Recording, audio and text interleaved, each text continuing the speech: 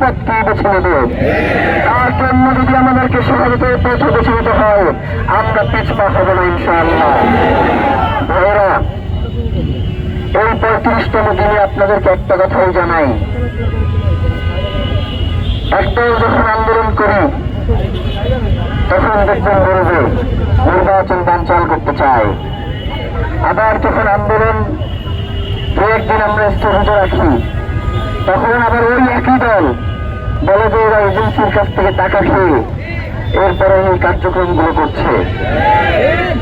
শহীদ ওসমান হাদিকে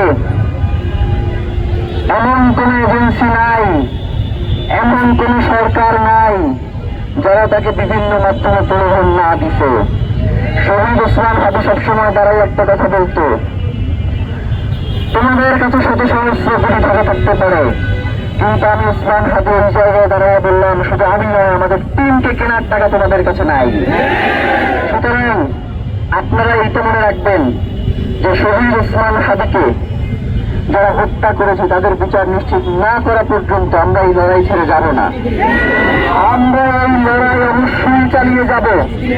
এর জন্য যদি আমাদেরকে লড়াই যেতে হয়, শাহাদাতের পথে বেছে নিতে হয়, আমরা পিছপা হব না।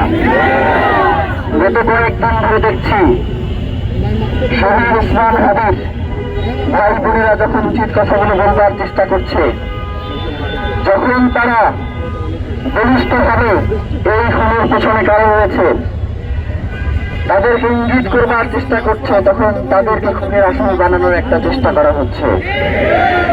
আপনারা দেখে থাকবেন বিভিন্ন সোশ্যাল মাধ্যমে গত কয়েকদিন ধরে দেখতেছি যে যুবা সহ অন্যান্য ইনকিলাব মঞ্চের যারা কথা বলে তাদেরকে বিভিন্নভাবে প্রত্যেক করার চেষ্টা করা হচ্ছে যে এদেরকে তদন্তের মধ্যে নিয়ে আসেন, এদেরকে তদন্তের মুখোমুখি করেন, এরাও হয়তো এর সাথে থাকতে পারে। আমাদের কোনো সমস্যা নাই, তদন্তের মুখোমুখি হয়ে আমরা কোনো ভয় করি না। আমাদের শরীরের প্রত্যেকটা অঙ্গ যদি কিছু কিছু করে কাটা হয় তদন্তের নামে, এরপরে আমাদের মুখ থেকে একটাই কথা বের হবে, শহীদ ওসমান হাদির খুনিদের বিচার চাই। আমরা বিচার নিশ্চিত না করে আমরা কোনোভাবেই এই আন্দোলনকে থামাবো না। আপনারা আমাদের পাশে থাকবেন না?